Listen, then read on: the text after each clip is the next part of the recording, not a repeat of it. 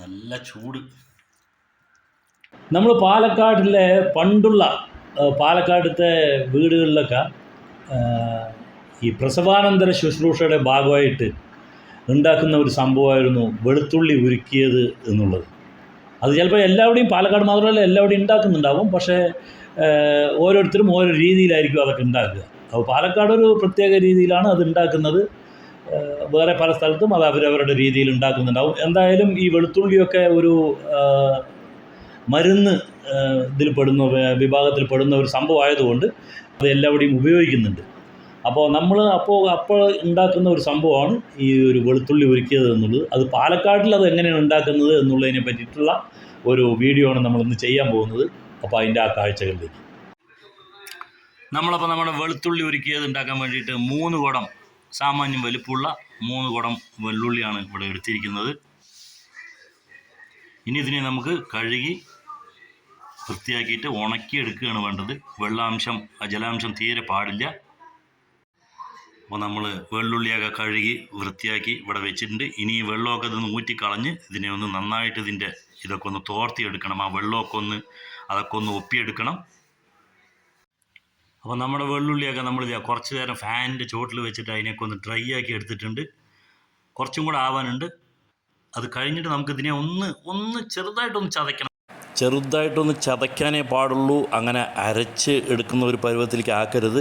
ഇതിന് മുമ്പായിട്ട് നമുക്കൊരു കാര്യം കൂടെ ചെയ്യാനുണ്ട്. അപ്പോൾ ആ വെള്ളുള്ളിയൊക്കെ നന്നായിട്ടൊന്ന് ഡ്രൈ ആയി കിട്ടുമ്പോഴേക്കും നമുക്ക് കുറച്ച് ഒരു 1/4 പിടി കുരുമുളക്, അതേ അളവിൽ തന്നെ ചെറിയ ജീരകം, പാകത്തിനുള്ള ഉപ്പ്, മഞ്ഞൾപ്പൊടി ഇതും കൂടി ഇട്ടിട്ട് ഒന്ന് അരച്ചെടുക്കുകയാണ്. നന്നായിട്ട് അരച്ചെടുക്കുകയാണ് ചെയ്യേണ്ടത്. ആദ്യമായിട്ടൊന്ന് നമ്മൾ പൊടിച്ചെടുക്കും. അതിന് ശേഷം ആ പൊടിയിൽ കുറച്ച് നല്ലെണ്ണ ചേർത്തിട്ട്, വെള്ളം ചേർത്തിട്ട് അരയ്ക്കുന്നവരുണ്ട്. പക്ഷെ നമുക്ക് വെള്ളം ചേർത്തി കഴിഞ്ഞാൽ അത് കൂടുതൽ കാലം നമുക്ക് വെക്കാൻ പറ്റില്ല. 1-2 ദിവസത്തിൽ തന്നെ തീർക്കണം. പെട്ടെന്ന് കേടുവരാനുള്ള ചാൻസ് ഒക്കെ ഉണ്ടാവും. അപ്പോൾ ഇപ്പം നമ്മൾ എണ്ണ തന്നെയാണ് അതിൽ ഉപയോഗിക്കുന്നത്. അപ്പോൾ എന്താണെന്ന് വെച്ചാൽ കുറച്ച് ദിവസം കൂടെ അത് ഇരിക്കും. അതുകൊണ്ടാണ് അങ്ങനെ ചെയ്യുന്നത്. അപ്പോൾ അത് ഇത് ആദ്യം പൊടിച്ചെടുക്കാം നമുക്ക്. അപ്പോൾ ഇപ്പം നമ്മൾ നേരത്തെ പറഞ്ഞ മാതിരി നല്ലെണ്ണ ഒഴിച്ചിട്ട് അരച്ചിട്ടില്ല. അതിനെ ഒന്ന് പൊടിച്ചെടുക്കുക മാത്രമാണ് ചെയ്തിരിക്കുന്നത്. അപ്പോൾ നല്ലെണ്ണ നമുക്ക് പിന്നീട് ഉപയോഗിക്കുമ്പോൾ നമ്മൾ കാണിച്ചു തരാം. ഇപ്പം നമ്മളത് പൊടിച്ചെടുത്തിരിക്കുകയാണ്. നല്ലപോലെ ഒന്ന് പൊടിച്ചെടുത്തിട്ടുണ്ട്. അപ്പോൾ നമ്മൾ ഈ ഡ്രൈ ആയ ഈ വെള്ളുള്ളിയൊക്കെ കുറേശ്ശെയായിട്ട് എടുത്തിട്ട് വെറുതെ ഒന്ന് ചതച്ചു കൊടുക്കുക. അതൊന്ന് വെറുതെ ചതച്ചു കൊടുത്താൽ മതി. കാരണം നമ്മൾ ആ മസാലയൊക്കെ ഒന്ന് അതിലേക്ക് ഇറങ്ങാൻ വേണ്ടിയിട്ടൊക്കെയാണ്. നമ്മൾ നേരത്തെ പറഞ്ഞു പ്രസവാനന്തര ശുശ്രൂഷകൾക്ക് വേണ്ടി ഉണ്ടാക്കുന്നത് എന്ന്. അതിനുവേണ്ടി തന്നെയാണ് ഉണ്ടാക്കിക്കൊണ്ടിരുന്നത്. പക്ഷേ പിന്നീട് അതിൻ്റെ ആ രുചി കണ്ടുകൊണ്ട് എല്ലാവരും തന്നെ അത് കഴിക്കാൻ തുടങ്ങി. ഈ പറഞ്ഞതുമാതിരി വെള്ളുള്ളിയുടെ ഫ്ലേവർ ഇഷ്ടമല്ലാത്തവർക്ക് അത് ഇഷ്ടമല്ല. അല്ലാത്ത ഒരുപാട് ആൾക്കാർ ഇഷ്ടപ്പെടുന്നവരുമുണ്ട്. പ്രസവത്തിന് ശേഷം സ്ത്രീകൾ എന്തുകൊണ്ടാണ് വെള്ളുള്ളി ഉരുക്കിയത് കഴിക്കേണ്ടത് എന്നുള്ളതിന് പലതരം കാരണങ്ങൾ പറയുന്നുണ്ട്. അത് എന്താണെന്ന് അറിയുന്നവരൊക്കെ പഴമക്കാർ നമ്മളുടെ കമൻറ്റ് ബോക്സിലൊക്കെ ഒന്ന് വന്ന് അറിയിക്കുക. ഇനി ഈ ചതച്ച് വെച്ച വെള്ളുള്ളിയിലേക്ക് നമ്മൾ പൊടിച്ചു വെച്ചിരിക്കുന്ന ആ ഒരു മസാലപ്പൊടി ഇട്ട് കൊടുക്കാം. ഇതിലേക്ക് നമ്മൾ കുറച്ച് നല്ലെണ്ണയും നെയ്യും കൂടെ കലർത്തി വെച്ചതാണ്, അതാണ് ഒഴിക്കാൻ പോണത്. രണ്ടും കൂടെ നമ്മൾ ഒരു ഏകദേശം 1/2 ഗ്ലാസ്സാണ് എടുത്തിരിക്കുന്നത്. അപ്പോൾ അത് കുറച്ചെടുത്തിട്ട് ഇതൊന്ന് കുഴച്ച് അതിൻ്റെ കൂടെ മിക്സ് ചെയ്യാൻ വേണ്ടിയിട്ടാണ്. അപ്പോൾ ഈ പൊടിയും വെള്ളുള്ളിയും എല്ലാം കൂടെ ചേർത്ത് നല്ലെണ്ണയും ചേർത്ത് നല്ലപോലെ ഒന്ന് കുഴച്ച് കുറച്ച് നേരം ഒരു 10-15 മിനിറ്റൊക്കെ വെക്കണം. അപ്പോൾ അത് നമ്മൾ നന്നായിട്ട് തേച്ച് പിടിപ്പിച്ച് ഒരു 15-20 മിനിറ്റ് ഇതിനിങ്ങനെ വെക്കും.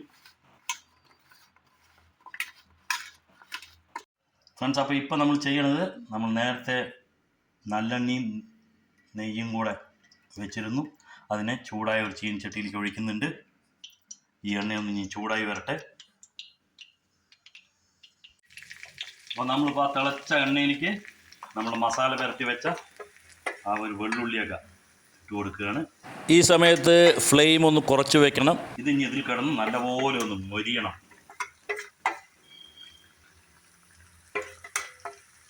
നമുക്ക് ചോറ് കഴിക്കാൻ ഇത് മാത്രം മതി. ഇതിൻ്റെ ഈ എണ്ണയും ഈ ഒരു വെള്ളുള്ളിയും ഇതിൻ്റെ ഒരു ടേസ്റ്റ് അപാര ടേസ്റ്റാണ്. പക്ഷേ എല്ലാവർക്കും പിടിക്കണമെന്നില്ല. വെള്ളുള്ളിയുടെ ഒരു ഫ്ലേവർ, ഇതിൻ്റെ രുചി എല്ലാവർക്കും ഇഷ്ടമാവണമെന്നില്ല. പക്ഷേ വെള്ളുള്ളി ഇഷ്ടപ്പെടുന്നവർക്ക് ഭയങ്കരമായിട്ട് ഇഷ്ടപ്പെടും. അങ്ങനെയാണ് ഈ ഒരു സംഭവം. ഇതിൽ കിടന്ന് ചിലും ശബ്ദം വരുന്നതാണ് പറയുന്നത്. അപ്പോൾ ആ ശബ്ദം വരുന്നത് വരെ, എന്ന് വെച്ചാൽ നല്ലതായിട്ട് മൊരിയുന്നത് വരെ ഇതിനെ ഒന്ന് മൊരിച്ചെടുക്കുക. ഫ്രണ്ട്സ്, നമ്മുടെ വെള്ളുള്ളി ഉരുക്കിയത് അതിൻ്റെ പൂർണ്ണതയിൽ എത്തിയിട്ടുണ്ട്. വെള്ളുള്ളിയൊക്കെ നല്ലപോലെ ഫ്രൈ ആയി കിട്ടിയിട്ടുണ്ട്. അതിൻ്റെ ആ നീരൊക്കെ എണ്ണയിലേക്കൊക്കെ ഇറങ്ങിച്ചെന്ന് അത് അടിപൊളിയായിട്ടുള്ളൊരു രസകരമായിട്ടുള്ളൊരു സംഭവമായിട്ട് മാറിയിട്ടുണ്ട്. ഇത് ഔഷധ ഗുണം മാത്രമല്ല, ഇതിൻ്റെ ടേസ്റ്റും അപാരമാണ്. നല്ലൊരു സംഭവമാണ്.